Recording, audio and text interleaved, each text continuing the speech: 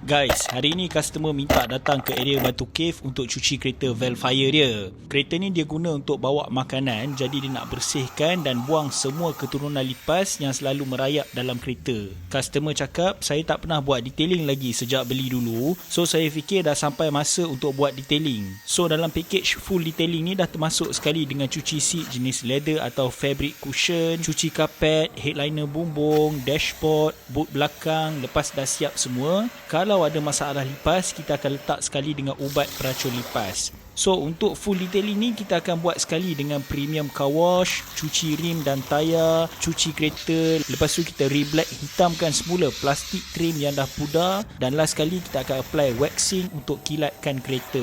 So kalau korang ada masalah kereta kotor dan korang tak tahu nak hantar kat mana, atau korang malas nak keluar rumah, korang boleh klik link dekat bio profile atau WhatsApp je nombor dekat caption tu.